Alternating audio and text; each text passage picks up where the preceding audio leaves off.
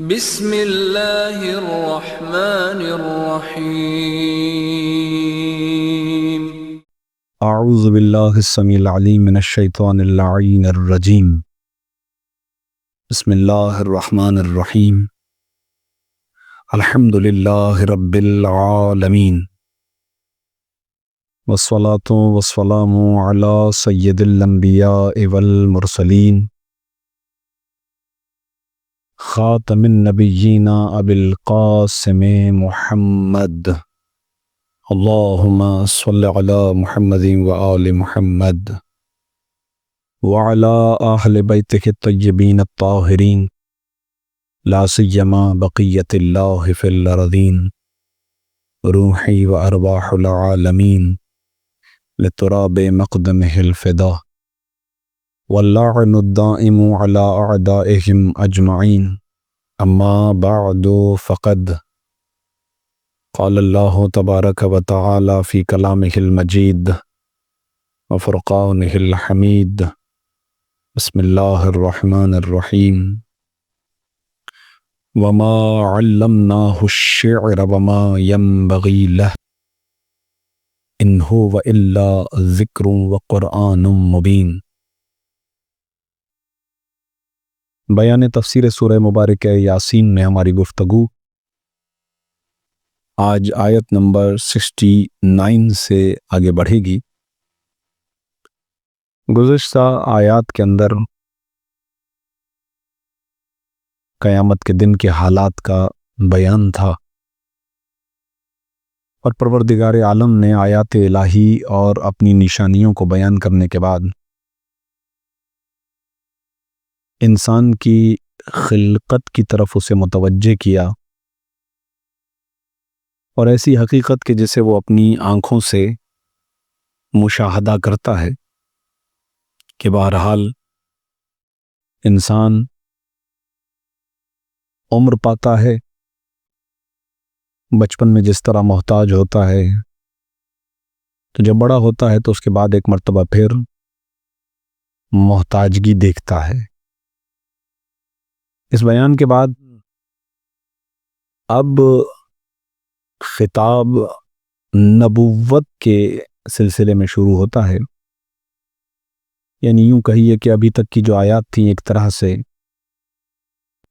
توحید اور معاد کے ادلہ کے طور پر آ رہی تھی، یعنی ان کی دلیلوں کے طور پر اس کا تذکر تھا۔ ایک مرتبہ خطاب عقیدہ نبوت سے منسلک ہے، اس لیے کہ جب ختمی مرتبت ان باتوں کو ان مشرکین کے سامنے بیان کرتے تھے تو یہ افراد مختلف تہمتیں لگایا کرتے تھے ختمی مرتبت کی ذات گرامی پر۔ مثلا بسا اوقات یہ رسول اللہ کو مجنون کے نام سے یاد کرتے تھے، نعوذ باللہ من ذالک۔ اسی طریقے سے کبھی کبھار ساحر یعنی جادوگر کہا کرتے تھے، اور بسا اوقات شاعر کہا کرتے تھے۔ لہذا اس آیہ شریفہ میں ان تہمتوں میں سے ابتدائی طور پر ایک تہمت کا جواب دے رہا ہے پروردگار، اور ارشاد فرماتا ہے کہ وما علمناہ الشعر، اور ہم نے اس پیغمبر کو شعر کی تعلیم نہیں دی ہے۔ وما ینبغی لہ، اور نہ ہی شعر و شاعری ہمارے اس پیغمبر کے شایع نشان ہے۔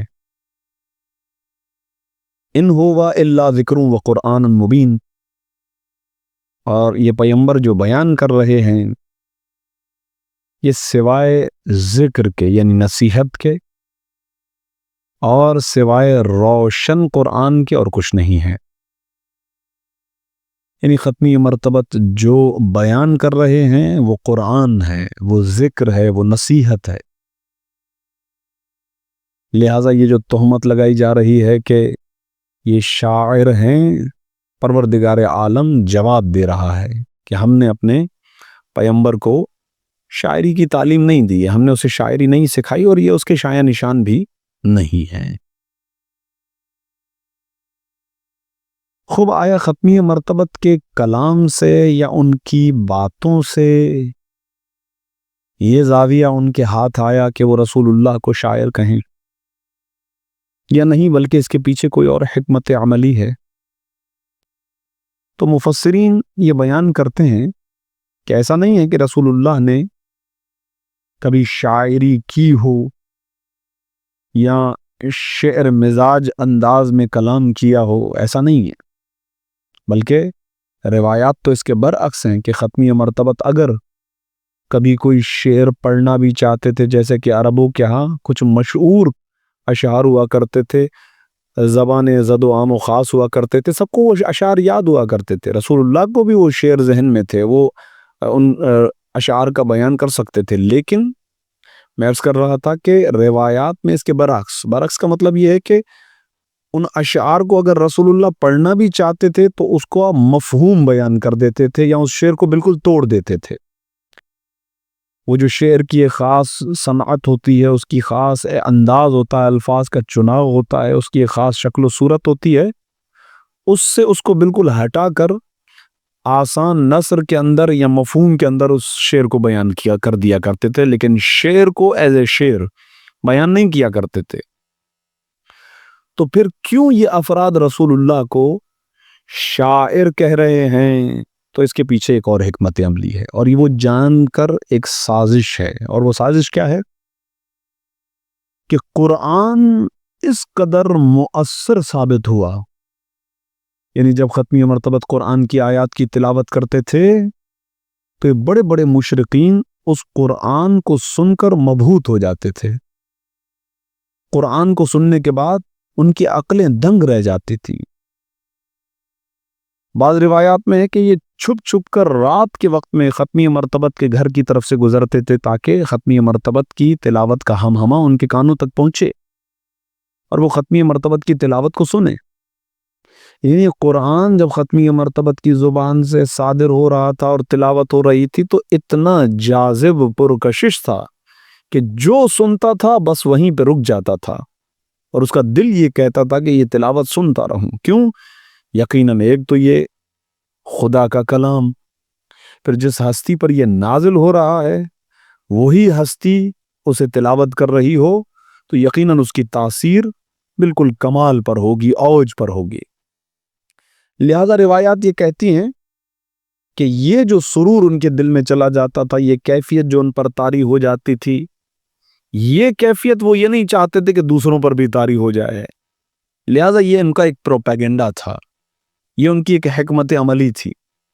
وہ انہوں نے ایک ڈرامہ رچایا اس طریقے سے کہ وہ تو شاعر ہیں، ورنہ عرض کیا آپ کی خدمت میں کہ رسول اللہ شعر نہیں کہا کرتے تھے، اور خود پروردگار بھی ارشاد فرماتا ہے کہ وما ینبغی لہو، یہ شعر و شاعری ان کے شایع نشان نہیں ہے۔ شایع نشان نہیں کیوں نہیں ہے؟ اس کی جو ہے وہ جہت الگ سے عرض کی جائے گی آپ کی خدمت میں۔ فی الحال ہم نے شعر کی تعلیم نہیں دی ہے شعر کی، تو اس کا مطلب شعر گو نہیں ہے، شعر نہیں کہیں گے، اور شعر کہتے بھی نہیں تھے، یہ تاریخ نے ثابت کیا۔ اس کے ساتھ ساتھ یہ کہ اگر کسی ضرب المثل شعر کو بھی بیان کرنا ہو تو اسے توڑ کر بیان کرتے تھے، اس کے مفہوم کو بیان کرتے تھے، کبھی ایز اٹ از شعر کو نہیں پڑھا تاکہ جھکاؤ اس طرف نہ ہو جائے لوگوں کا اور شاعر مشہور کیوں نہ ہو جائیں۔ اب یہاں پر ذہن کے اندر جو امکان آتا ہے وہ یہ ہے کہ کیا شعر بری چیز ہے کہ اس طریقے سے اس کو بیان کیا گیا ہے؟ کہ ایک تو یہ کہ ہم نے شعر کی تعریف نہیں کی، شعر کی تعلیم نہیں دی ہے، اور دوسرا یہ کہ شعر و شاعری کرنا ان کے شایع نشان بھی نہیں ہے۔ تو آپ کی خدمت میں عرض کیا جائے، ابتدائی مرحلے میں جہاں تک تعلق ہے اس زمانے کے اشعار کا، تو وہ اشعار اور زیادہ تر شعراء جب شعر کہتے ہیں تو ان کا شعر تصورات اور تخیلات پر مشتمل ہوتا ہے، ایک خیال ہوتا ہے، اور چونکہ شاعر اپنے الفاظ کو خوبصورت سے خوبصورت بنانے کی کوشش کرتا ہے تو بسا اوقات اگر اسے اپنے الفاظ کو مرتب کرنے کی خاطر حقائق کو بھی مسخ کرنا پڑے تو وہ کر ڈالتا ہے۔ تو پہلی چیز تو یہ کہ شعر تخیلات پر مشتمل ہیں، شعر تصورات پر مشتمل ہیں، اور اگر الفاظ کو خوبصورت نہج پر بٹھانے کے لیے، جسے ہم کہتے ہیں بہترین ردیف و قافیہ بنانے کی خاطر، اگر حقائق کو بھی مسخ کرنا پڑے تو وہ کر ڈالتے تھے۔ ایک اور چیز جو اشعار کے اندر مشتمل تھی وہ یہ کہ مبالغہ آرائی سے کام لیا جاتا تھا۔ بس شعر کے اندر چونکہ مبالغہ آرائی ہوتی ہے، اور مبالغہ آرائی کا مطلب یہ ہے کہ حقیقت سے بڑھ چڑھ کر بیان کیا جائے کسی چیز کو، یعنی وہ حقیقت نہ ہو، بلکہ اشعار کی دنیا میں یہ ضرب المثل مشہور ہے کہ سب سے بہترین شعر وہ ہے جس کے اندر سب سے زیادہ جھوٹ بولا جا رہا ہو۔ تو شعر کے اندر تخیل کا زاویہ ہے، شعر کے اندر تصور کا زاویہ ہے، شعر کے اندر حقیقت کو مسخ ہونے کا زاویہ ہے، شعر کے اندر مبالغہ آرائی کا امکان ہے، اور شعر کے اندر جھوٹ کا احتمال ہے۔ یہ سارے احتمال شعر کے اندر موجود تھے، لہذا یہاں پر مناسب نہیں تھا کہ ختمی مرتبت شعر و شاعری کریں یا انہیں شعر کی تعلیم دی جائے، کیونکہ شعر کے بارے میں یہ سارے تصورات موجود تھے کہ جبکہ رسول اللہ جو بیان کر رہے ہیں وہ وحی ہے، یہاں پر گویا شعر بالمقابلے وحی ہو گیا، اور وحی کے اندر خیالات نہیں، حقیقت ہے۔ وحی کے اندر فقط تصورات نہیں ہے، حقیقت ہے۔ وحی کے اندر مبالغہ آرائی نہیں ہے، بلکہ عین وہ چیز کہ جسے پروردگار عالم بیان کرنا چاہتا ہے اسی چیز کا بیان ہے، لہذا حقیقت پر مشتمل ہے، مبالغہ آرائی پر نہیں ہے۔ اسی طریقے سے وحی کلام خداوندی ہے کہ جس کے بارے میں ہم یہ نہیں کہہ سکتے کہ نعوذ باللہ من ذالک اس کے اندر مبالغہ ہوگا یا اس کے بارے میں کوئی خیال ہوگا یا کوئی ایسی بات ہوگی کہ جسے ہم یہ کہیں کہ حقیقت سے کوسوں دور ہے، نعوذ باللہ من ذالک، ایسا نہیں، بلکہ حقیقت، سراسر حقیقت وحی کا دوسرا نام ہے۔ لہذا ختمی مرتبت کا بیان جو کہ روز اول سے آخر تک جو بھی رہے گا وہ عین حقیقت ہوگا، اس کے اندر مبالغہ آرائی نہیں ہے، اس کے اندر کوئی تصور نہیں ہے، کوئی خیال نہیں ہے، کوئی عارضی باتیں یا فرضی باتیں نہیں ہیں، جو کہ شعر کے اندر یہ تمام پہلو موجود ہوا کرتے ہیں۔ لہٰذا یہ زاویے چونکہ شعر کے اندر موجود ہوتے ہیں، لہٰذا پروردگار عالم ارشاد فرماتا ہے وما ینبغی لہ، ایک تو ہم نے ان کو شعر کی تعلیم نہیں دی ہے، اور دوسرا یہ کہ شعر کہنا ان کے لیے مناسب بھی نہیں ہے، بلکہ یہ جو بیان کر رہے ہیں ان ہوا الا ذکر و قرآن مبین، یہ تو ایک نصیحت ہے، ذکر بے معنی نصیحت۔ اور عرض کیا گیا اسی سورہ کے اندر ایک مقام پر لفظ ذکر پہلے بھی آیا تو وہاں پر اشارہ کیا گیا تھا کہ قرآن کا ایک نام ذکر ہے، وقرآن مبین، ایک مرتبہ پھر لفظ مبین کا تکرار ہوا، اور یہ چھٹی مرتبہ لفظ مبین سورہ مبارک یاسین کے اندر آیا ہے۔ تو ان ہوا الا ذکر و قرآن مبین، یہ تو ایک ذکر ہے، یہ تو قرآن مبین ہے، ایک کھلی ہوئی روشن کتاب ہے، اس کے علاوہ اور کچھ نہیں ہے۔ یہ ترجمہ کیا گیا ہے جو کہ اس کے علاوہ اور کچھ نہیں ہے، وہ فقط اسی لیے کیا گیا کیونکہ یہ عبارت حصریہ ہے، حصر کے انداز میں یہ عبارت آئی ہے، ان ہوا الا، یہ نہیں ہے مگر سوائے ذکر کے اور کچھ نہیں، یہ نہیں ہے مگر ایک روشن کتاب کے سوا اور کچھ نہیں ہے۔ یہی اس قرآن کا تعارف ہے کہ جو حقائق پر مشتمل ہے۔ تو اب سمجھ میں آیا کہ رسول اللہ کے بارے میں شاعر مشہور کرنا یہ خود قرآن کی چھپی ہوئی فضیلت تھی، چونکہ یہ قرآن بڑی تیزی سے تاثیر کرتا تھا، دلوں کو منقلب کر دیتا تھا، اور ایسے ہزارہ واقعات تاریخ کے اندر موجود ہیں کہ فقط 2 آیتیں سنی، ایک آیت سنی، چور آ رہا ہے چوری کرنے کے لیے، دیوار پر پہنچا ہے، اس نے ایک آیت سنی، اس کا دل منقلب ہو جاتا ہے۔ اس طرح کے ہزارہ واقعات، بڑے بڑے سرداران قریش، ان کو روکا جا رہا ہے کہ تم خانہ کعبہ کے قریب مت جاؤ، اس لیے کہ اگر جاؤ گے اور تم نے وہ باتیں سن لی جو رسول اللہ کہہ رہے ہیں تو تم اپنا عقیدے سے ہاتھ دھو بیٹھو گے، لہذا اپنے کانوں میں روئی کو ڈال کر جاؤ۔ اور وہ شخص واقعی اس طریقے سے کرتا ہے، بعد میں پھر وہ اپنے بارے میں سوچتا ہے کہ میں اتنا ہوشیار، میں اتنا پڑھا لکھا فرد، کیا میں 2-4 جملوں سے ہی جو ہے ان کے حوالے ہو جاؤں گا، لہذا وہ اپنے کانوں سے روئی نکالتا، لیکن جیسے قرآن کی آیات سنتا ہے تو 2 آیتیں 3 آیتیں بھی کافی ہیں۔ تو یہ قرآن نور ہے، قرآن جاذب ہے، قرآن پرکشش ہے، اور ظاہر ہے کہ تعلیمات قرآن عین فطرت انسانی کے مطابق ہے۔ خدا قرآن میں کہتا ہے کہ پورا دین جو ہے وہ ہماری فطرت پر ہے، ہمیں ہماری جو فطرت ہے اس پر خلق کیا گیا ہے، وہ خود دین ہے۔ فطرت اللہ التی فطر الناس علیہا، یہ وہی فطرت ہے کہ جس پر پروردگار عالم نے انسانوں کو خلق کیا. لہٰذا جیسے ہی تصور آئے گا قرآن کا، قرآن کی تعلیمات کا، یہ چیزیں جیسے ہمارے سامنے آئیں گی تو خود بخود ان کا اثر یہ نکلے گا کہ دل پر اثر کریں گی یہ باتیں. لہٰذا یہ شاعر کہنا اس وجہ سے نہیں ہے کہ رسول اللہ شعر کہا کرتے تھے نعوذ باللہ من ذالک، بلکہ صورتحال یہ تھی کہ جانتے تھے کہ قرآن تاثیر رکھتا ہے. رسول اللہ جب قرآن کی تلاوت کرتے ہیں تو لوگ منقلب ہو جاتے ہیں، قرآن ان کو اپنے قریب کر دیتا ہے. تو اس کی وجہ سے انہوں نے ایک پروپیگنڈا کیا تاکہ لوگ شعر سمجھ کے اس بات کو بھول جائیں. لِيُنذِرَ مَنْ كَانَ حَيًّا وَيَحِقَّ الْقَوْلُ عَلَى الْكَافِرِينَ. یہ ذکر ہے، یہ قرآن مبین ہے، اور یہ فقط اس لیے ہے تاکہ اس کے ذریعے سے آپ زندہ افراد کو عذاب الہی سے ڈرائیں. لِيُنذِرَ، ایک مرتبہ پھر اگر آپ جائیں تو یہ پہلی والی آیات کی طرف ہی اشارہ ہو جاتا ہے کہ جہاں پر انہی جملوں کے ذریعے سے ختمی مرتبت سے خطاب کیا گیا تھا کہ آپ جو ہیں وہ صراط مستقیم پر ہیں. یہ قرآن آپ پر نازل کیا گیا ہے تاکہ آپ اس کے ذریعے سے ڈرائیں. لِيُنذِرَ، تاکہ آپ ڈرائیں، من کان حیا، جو زندہ ہے، وَيَحِقَّ الْقَوْلُ عَلَى الْكَافِرِينَ، اور یہ قرآن اس لیے بھی ہے تاکہ اس کے ذریعے سے آپ کفار پر حجت تمام کریں. دیکھیں یہاں پر نہایت ہی باریک بینی کے ساتھ ایک عظیم لطافت کو بیان کیا گیا ہے قرآن کے اندر، اور وہ یہ ہے کہ آپ ڈرائیں زندوں کو، اور اگلے جملے کے اندر آ رہا ہے کہ کافرین پر اتمام حجت ہو جائے. آپ ڈرائیں زندوں کو، اس سے جو پہلا ظاہری معنی کو اگر لیا جائے تو اس کا مطلب یہ ہوگا کہ بھائی ظاہر زندوں کو ہی ڈرایا جائے گا، مردوں کو تھوڑی ڈرایا جائے گا، یعنی مردوں کے سامنے تھوڑی کوئی قرآن کی تلاوت کی جائے گی. اگر بات اتنی ہی واضح ہو جاتی تو پھر یہ الفاظ رکھنے کی ضرورت نہیں تھی. دیکھیں قرآن کی نگاہ روح پر ہے، ظاہری جسم پر نہیں ہے.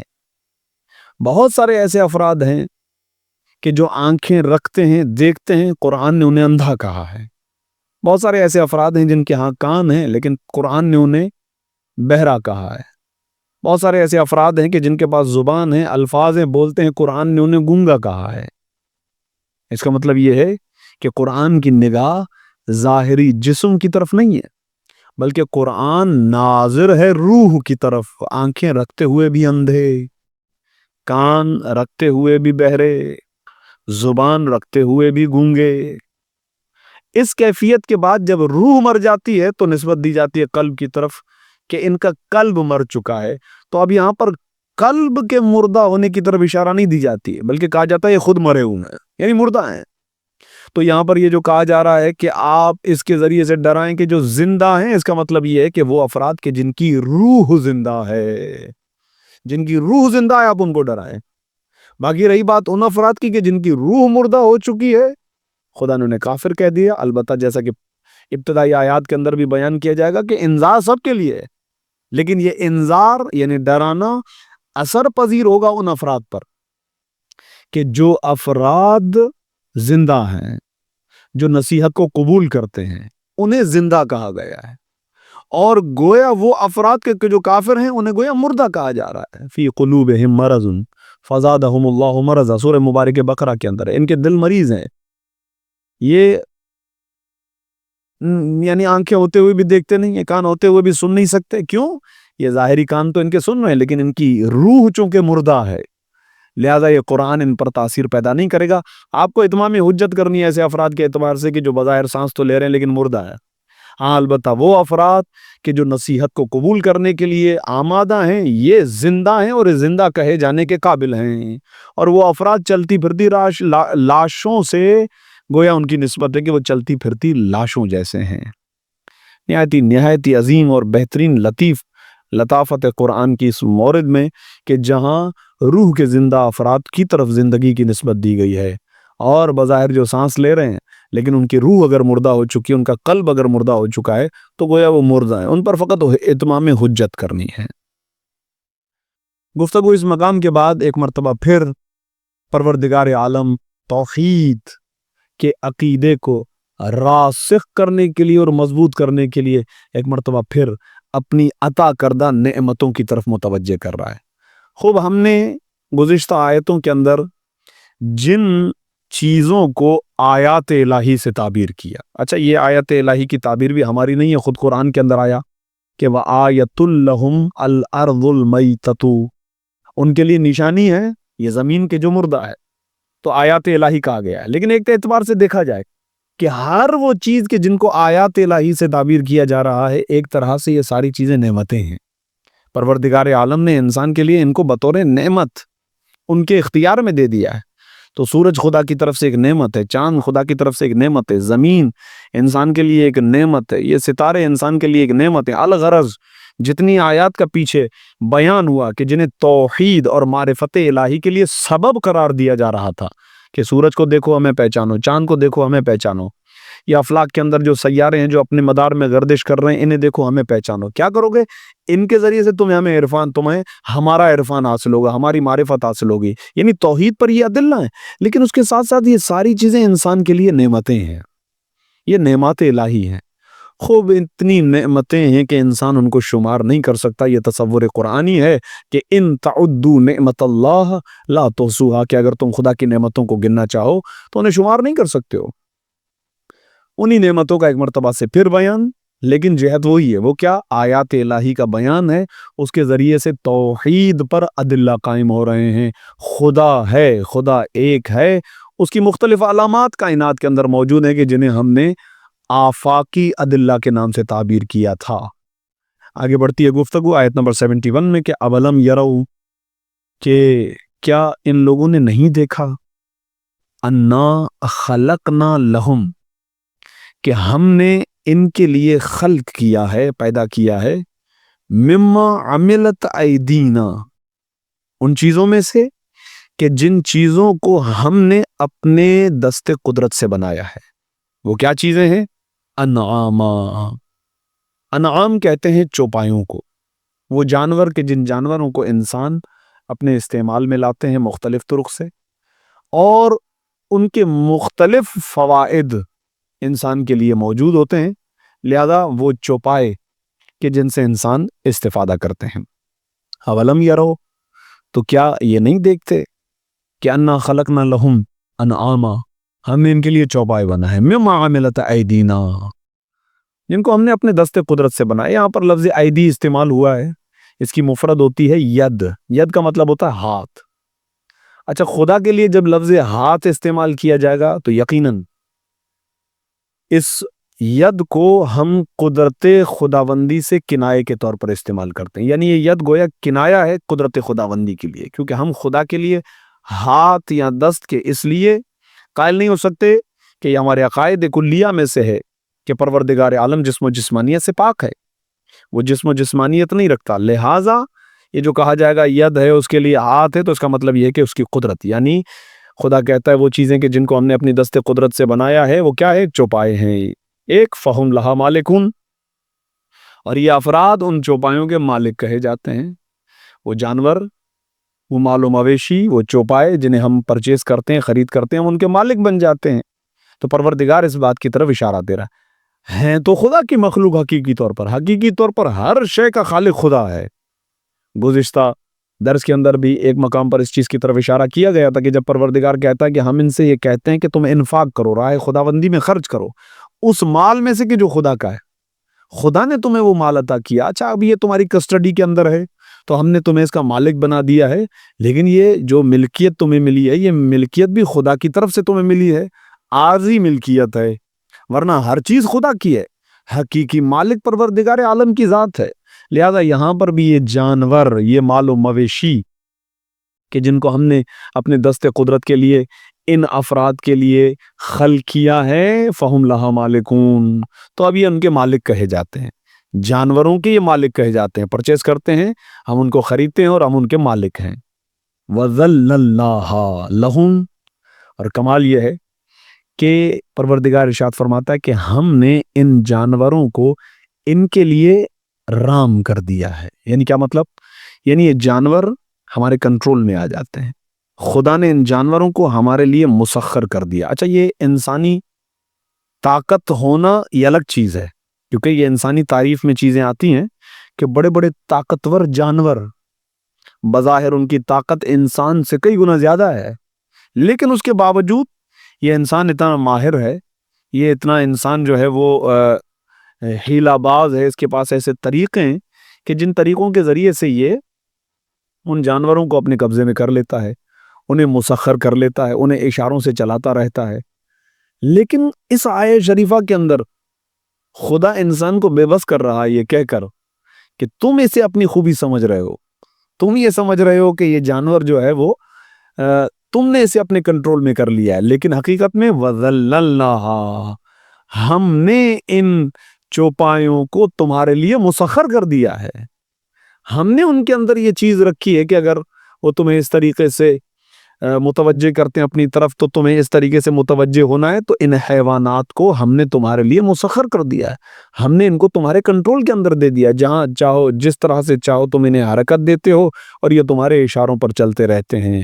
فَمِنْهَا رَكُوبُهُمْ وَمِنْهَا يَأْكُلُونَ، اور انہی انعام میں سے، انہی چوپایوں میں سے بعض چوپائے وہ ہیں کہ جن پر تم سواری کیا کرتے ہو، یعنی وہ تمہارا مرکب بنتے ہیں، یہ استعمال ہیں مختلف جانوروں کے کہ جنہیں خدا نے انسان کے لیے خلق کیا ہے اور انسان ان سے استفادہ کرتا ہے، سواری بھی کرتا ہے۔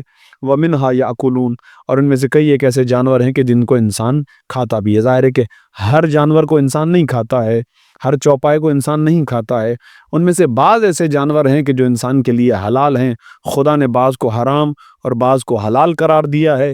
لہٰذا یہ تفصیل ہے اس مقام پہ کہ پروردگار کہتا ہے یہ بھی میری نشانیوں میں سے ایک نشانی ہے، ہماری معرفت کے لیے یہ بھی ایک راستہ ہے، اور یہ تو نعمتیں ہیں کہ جو ہم نے تمہیں عطا کی ہیں۔ خود وہ چیزیں کہ جو تمہارے ہاتھوں کے اندر ہیں، ان چیزوں کے اندر ہماری ذات کے لیے، ہماری توحید کے لیے علامات موجود ہیں۔ وَلَهُمْ فِيهَا مَنَافِعُ وَمَشَارِبُ، اور انہی جانوروں کے لیے، یعنی وَلَهُمْ سے مراد یہ ہے کہ ان افراد کے لیے، وہ افراد کے جو ان سے استفادہ کرتے ہیں، وَلَهُمْ ان افراد کے لیے، فِيهَا انہی مال و مویشی کے اندر، انہی چوپایوں کے اندر، منافع و مشارب، بہت سارے فوائد ہیں۔ ان میں سے دو فوائد کی طرف اشارہ بھی کیا، رکوب کرتے ہیں یعنی سواری کرتے ہیں، یا کلونا یعنی کھاتے ہیں، تو ان جانوروں کو کھاتے ہیں، ان پر سواری کرتے ہیں، یہ ہمارا سامان ہم ان پر لاتے ہیں، یہ سامان ایک جگہ سے اٹھا کے دوسری جگہ لے کر جاتے ہیں، اس طریقے سے، اور بہت سارے ایسے فوائد ہیں کہ جو ان جانوروں سے لیے جاتے ہیں۔ منافع نفع کی جمع ہے یعنی فائدہ، وہ مشارب اور پینے کی چیزیں۔ سب سے اہم چیز جو ہمیں حاصل ہوتی ہے وہ ہے دودھ، جو سب سے بڑی نعمت ہے، اور بہت زیادہ انسان مستفید ہوتا ہے اس دودھ سے، چوپایوں کے دودھ سے۔ لہٰذا یہ ان مشارب یعنی پیے جانے والی چیزیں، اور پھر دودھ کے ذریعے سے اور بہت ساری ایسی چیزیں بنتی ہیں کہ جن کو انسان جو ہے وہ پیتا ہے، یہ بھی انہی منافع میں سے اور ان فوائد میں سے شمار کیا جائے گا۔ یہ ساری چیزیں پروردگار عالم بیان کرنے کے بعد ارشاد فرماتا ہے کہ افلا یشکرون، یعنی اتنی نعمتیں تمہیں دی گئی ہیں، پھر ایسا کیوں نہیں ہے کہ تم شکر کیوں نہیں کرتے، یعنی کیا وجہ ہے کہ تم شکر خداوندی انجام نہیں دیتے؟ یہ ساری چیزیں تمہارے ہاتھوں میں ہیں۔ واتخذوا من دون اللہ آلہۃ لعلہم ینصرون، ساری چیزیں، ساری نعمتیں، ذرے ذرے پر ہماری علامت، ہماری نشانیاں، اتنی نعمتیں ہم تمہیں عطا کرتے ہیں، اس کے باوجود ان انسانوں کی کیفیت یہ ہے کہ واتخذوا، انہوں نے اخذ کر لیا ہے، من دون اللہ، اللہ کو چھوڑ کر انہوں نے اتخاذ کیا ہے، انہوں نے تھام لیا ہے، انہوں نے خدا بنا لیا ہے، آلہہ، مختلف خداؤں کو انہوں نے اپنے لیے خدا قرار دے دیا ہے، لعلہم ینصرون، اور یہ اس امید پر بیٹھے ہوئے ہیں کہ شاید ان کی مدد کی جائے گی۔ یعنی یہ بت، یہ خدا، ان کے نہ فقط بت، آلہہ جمع ہے الہن کی یعنی معبود، یہ مختلف معبود جو انہوں نے بنا رکھے ہیں، یہ سمجھ رہے ہیں کہ شاید یہ معبود جو انہوں نے بنائے ہیں یہ ان کی نصرت کریں گے، ان کی مدد کریں گے، جبکہ ایسا نہیں ہے۔ خدا ارشاد فرماتا ہے اگلی آیت میں کہ لا یستطیعون نصرہم، حالانکہ یہ بت، یہ آلہہ، یہ مختلف طرح کے معبود ان کی نصرت کرنے کی، ان کی مدد کرنے کی استطاعت نہیں رکھتے، اصلاً ان کے پاس قدرت ہی نہیں ہے اس بات کی کہ وہ انسان کی مدد کر سکیں۔ وہم لہم جند محضرون، اور یہ نہایت ہی تنبیہ کن اشارہ ہے اس بات کی طرف کہ نہ فقط تم خدا کی بارگاہ میں حاضر کیے جاؤ گے، تمہارے ساتھ یہ تمہارے معبود بھی خدا کی بارگاہ میں حاضر کیے جائیں گے، اور یہ ان کے ایسے لشکر ہیں جنہیں خود بھی خدا کی بارگاہ میں حاضر کیا جائے گا۔ یعنی مراد یہ ہے کہ شیطان کی پرستش کرتا ہے انسان، جیسا کہ گزشتہ درس کے اندر آیا، مختلف شیطانوں کی پرستش کرتا ہے، ایسی چیزوں کی بھی پرستش کرتا ہے کہ جن کے اندر جان ہے، مثلا جانوروں کی پرستش کی جاتی ہے، انسانوں کی بھی عبادت کی گئی ہے۔ فرعون نے خود کہا انا ربکم الاعلی، اور لوگ اسے خدا سمجھ کے اس کے سامنے جھکا کرتے تھے، تو یہ بھی ایک چیز ہو گئی۔ ان سب کو خدا کی بارگاہ میں حاضر کیا جائے گا، یہاں تک کہ خود انسان کو بھی، جو انسان خدا بنے بیٹھے تھے ان کو بھی حاضر کیا جائے گا۔ یہاں تک کہ بعض روایات میں ہے کہ امکان ہے کہ وہ بت کہ جن کی عبادت کی جائے کرتے تھے، ان کو بھی مجسم صورت میں یعنی زندہ کر کے ان کے خلاف لایا جائے گا، اور یہ افراد ان کے پیچھے صفیں بنا کر کھڑے ہوئے ہوں گے۔ وَهُمْ لَهُمْ جُنْدٌ مُحْضَرُونَ، وہ یہ معبود ان کے ایسے لشکر ہیں کہ جنہیں خود خدا کی بارگاہ میں حاضر کیا جائے گا۔ لہٰذا چونکہ ایک مقام پر رسول اللہ کی طرف مختلف اتہامات، مختلف الزامات اور تہمتیں لگائی گئیں، تو بسا اوقات رسول اللہ بہرحال دل پر ان باتوں کو لیا کرتے تھے، سوچتے تھے، اور اپنی امت کی فکر کیا کرتے تھے، اور ہمیشہ دعا کیا کرتے تھے، اور ان کی یہ باتیں رسول اللہ اپنے دل پر لیتے تھے۔ لہٰذا خدا نے قرآن میں ارشاد فرمایا فَلَا يَحْزُنْكَ قَوْلُهُمْ، اے حبیب ان کا قول آپ کو کوئی رنج نہ پہنچائے، ان کی باتیں آپ کو دکھی نہ کریں۔ اِنَّا نَعْلَمُ مَا يُسِرُّونَ وَمَا يُعْلِنُونَ، اور ہم جانتے ہیں جو کچھ بھی یہ اپنے دل میں رکھے ہوئے ہیں، جو باتیں مخفی طور پر یہ پروپیگنڈا کرتے ہیں، جو بھی آپ کے خلاف سازشیں کرتے ہیں، جو بھی پروگرام یہ آپ کے خلاف بناتے ہیں، ہم ان سے آشنا ہیں۔ وَمَا يُعْلِنُونَ، اور جس چیز کا یہ اظہار کرتے ہیں ہم ان چیزوں کو بھی جانتے ہیں۔ ایک مرتبہ درود بھیجیے محمد و آل محمد، اللہم صلی علی محمد و آل محمد وعجل فرجہم۔ آج کی حد تک گفتگو یہاں پر رک رہی ہے، یعنی آیت نمبر 76 تک۔ انشاءاللہ سلسلہ گفتگو موضوع کے اعتبار سے تھوڑا سا بدل رہا ہے، تو انشاءاللہ آخری درس جو ہوگا اس کے اندر آخر کی آیت کا بیان ہوگا۔ انشاءاللہ پروردگار عالم سے دعا کرتے ہیں کہ پروردگار ہمیں اپنی ذات کی معرفت عطا فرمائے، ختمی مرتبت کا جو حق ہماری گردن پر ہے، پروردگار اس حق کا واسطہ ہمیں ختمی مرتبت کی بہترین اطاعت کرنے کی توفیق عطا فرمائے۔ وہ قرآن کے جو ختمی مرتبت کی زبان مقدس سے بیان ہوا، وہ قرآن جو نور ہے، پروردگار اس نور سے ہمارے قلوب کو منور فرما، ہمارے ارواح کو منور فرما، ہمیں اس قرآن کی اطاعت، رسول اللہ کی اطاعت کرنے کی توفیق عطا فرما۔ پروردگار بحق محمد و آل محمد اہل بیت علیہ الصلوۃ والسلام کو ہم سے راضی و خوشنود فرما، امام کے ظہور میں تعجیل فرما، اور ہمیں اپنے مولا کے آوان اور انصار خاص میں شمار فرما۔ ربنا تقبل منا انک انت السمیع العلیم بجاہ محمد و آلہ الطاہرین۔